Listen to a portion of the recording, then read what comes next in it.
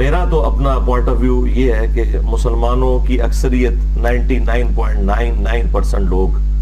قرآن حکیم کے ساتھ صرف جذباتی محبت رکھتے ہیں، علمی محبت نہیں رکھتے۔ کیا اس کتاب قرآن کے ساتھ آپ کی محبت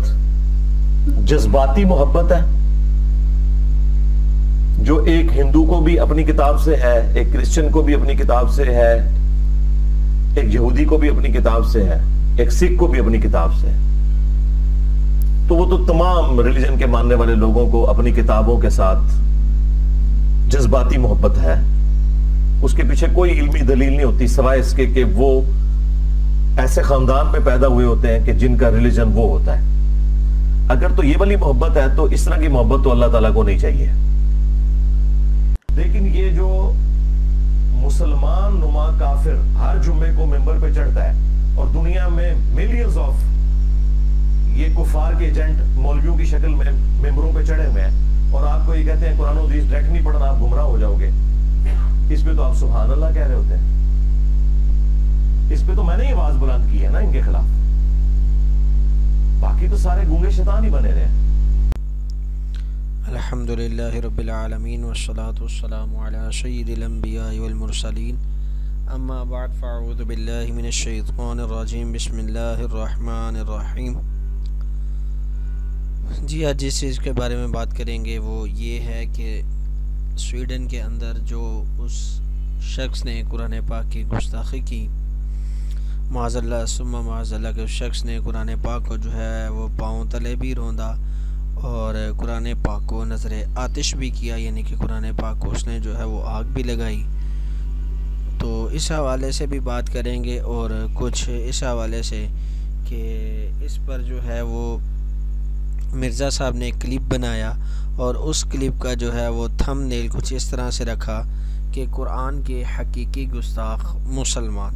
تو یہ آپ دیکھ سکتے ہیں، یہ اس نے پہلے ایک کلپ جاری کیا تھا، اس کے اندر اس نے یہی لکھا تھا کہ قرآن کے حقیقی گستاخ مسلمان۔ اگر اس چیز کو، اس جملے کو اس کے ظاہر پر ہی لے لیا جائے تو اس سے کفر کا جو ہے وہ فتویٰ صادر ہوتا ہے۔ اس حوالے سے جو آپ علماء اکرام سے جو ہے پوچھ سکتے ہیں کہ اگر مسلمانوں کے بارے میں یہ کہا جائے کہ مسلمان حقیقی گستاخ ہے تو اس کا کیا مطلب ہوگا، اور اس نے جو مطلب بیان کیا ہے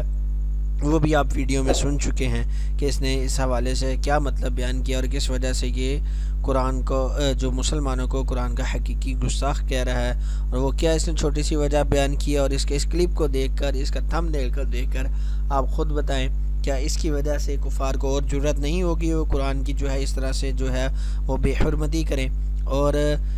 اس نے جو اب نیا کلپ جاری کیا اس کے اندر بھی لکھا ہے سویڈن سے بڑا گستاخ جو ہے وہ مفتی، ڈائریکٹ قرآن سے بندہ گمراہ ہو جاتا ہے۔ اس چیز پر چل کر آگے بات کروں گا اور اس حوالے سے بھی آپ کو بتاؤں گا، لیکن اس کا جو یہ پہلا تھم نیل ہے جس کے اندر اس نے یہ کہا، اور اس نے یہ کہا کہ اگر ہماری قرآن کے ساتھ جذباتی محبت ہے تو وہ اللہ تعالیٰ کو پسند نہیں ہے۔ تو بھائی آپ ہی بتا دیں کیا ہمیں یہ محبت کرنی چاہیے کہ نہیں کرنی چاہیے؟ کوئی بھی عام شخص ہے، کوئی بھی عام مسلمان ہے جس کو صحیح طرح سے قرآن پاک پڑھنا نہیں بھی آتا تو وہ شخص بھی قرآن کے ساتھ اتنی محبت کرتا ہے کہ اگر انجانے میں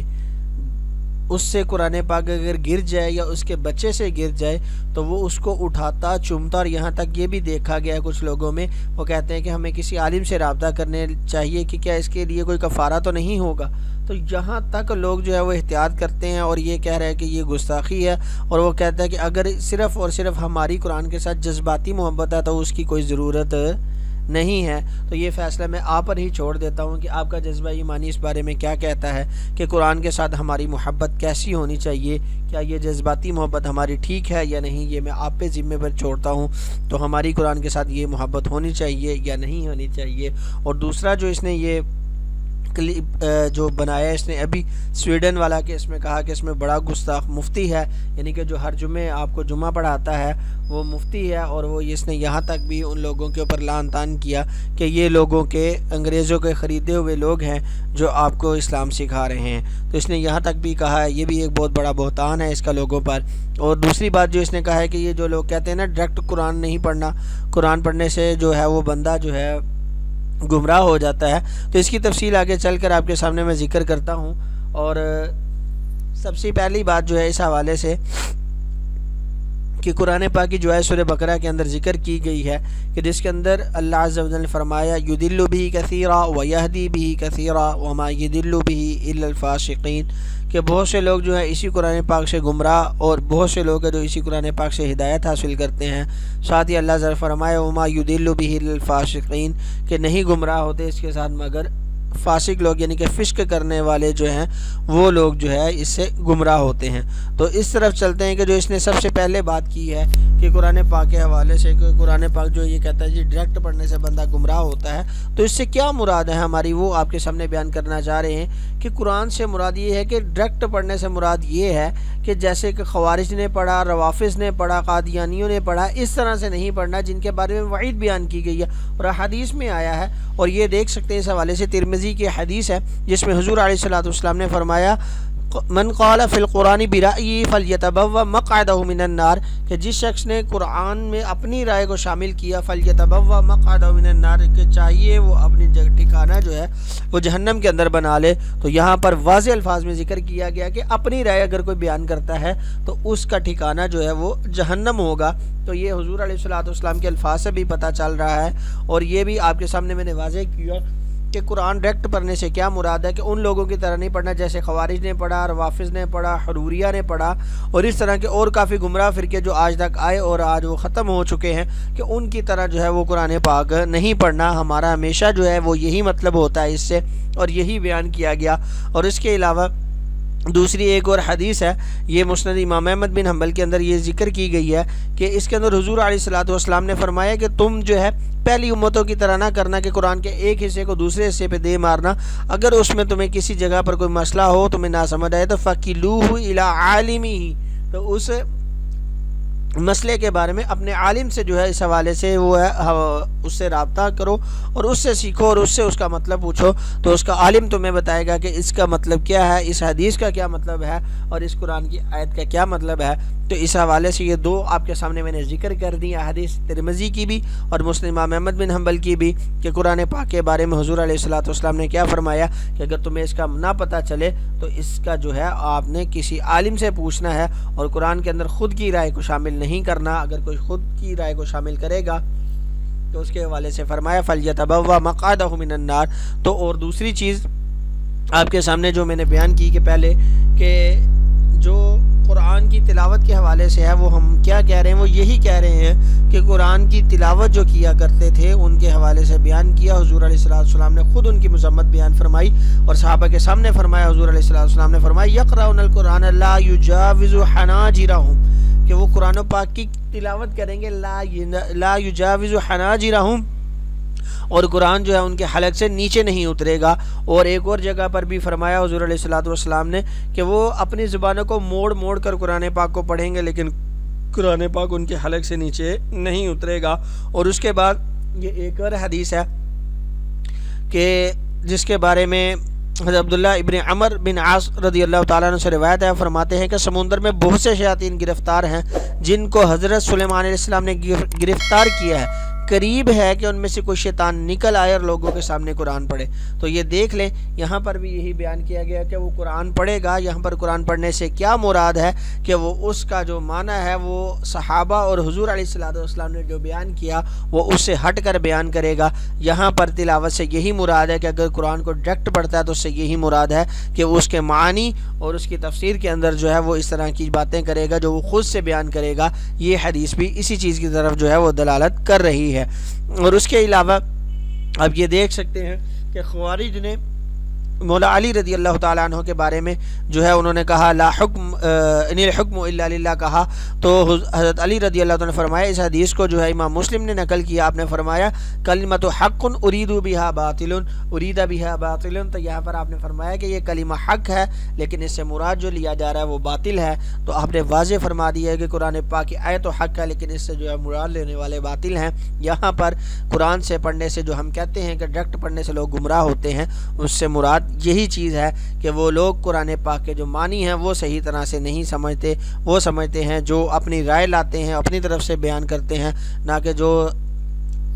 हुजूर अलैहिस्सलाम के सहाबा ने बयान किया वो मानी नहीं बयान करते, और ना ही वो मानी बयान करते हुजूर अलैहिस्सलाम ने बयान किए, बल्कि वो अपनी राय बयान करते हैं। तो हमारा यही कहना है। और इसके अलावा सुनन अबी दाऊद के अंदर भी ये हदीस है, इसके अंदर भी आपने फरमाया यक़राऊन अल-क़ुरान ला युजाविज़ु तराक़ियहुम, के वो कुरान की तिलावत भी करेंगे लेकिन कुरान पाक जो है वो उनके हलकों से नीचे नहीं उतरेगा। तो यहाँ पर भी यही चीज़ जिक्र की गई। और उसके अलावा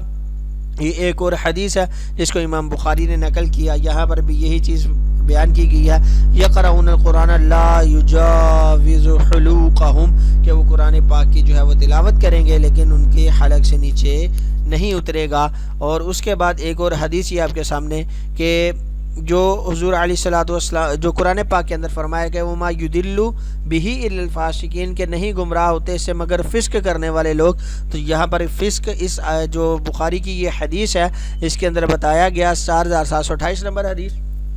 इसके अंदर हज़रत साद बिन अबी वक़ास रज़ियल्लाहु ताला अन्हु बता रहे हैं कि वो ख़वारिज हैं जिन्होंने अल्लाह के अहद व मिसाक को तोड़ा, तो साद उन्हें फासिक कहा करते थे। तो यहाँ पर युसम्मीहिमुल फासिकीन से मुराद ख़वारिज लोग हैं कि जिनको फासिक कहा करते थे। तो यहाँ पर इस चीज़ से भी वाज़ेह हो गया कि कुरान पाक को पढ़ना हमारे नज़दीक इस बारे में कोई इख्तलाफ नहीं है, कुरान पाक को पढ़ना चाहिए, डायरेक्ट ही पढ़ना चाहिए। लेकिन जो डायरेक्ट पढ़ने से मुराद है वो यही है। इसकी एक मिसाल देकर आपके सामने बयान कर देता हूँ कि कुरान पाक ने एक जगह पर फरमाया सूरह बकरा के अंदर ही, हुदल लिन्नासी व बय्यिनातिम मिनल हुदा व अंज़लल फुरक़ान,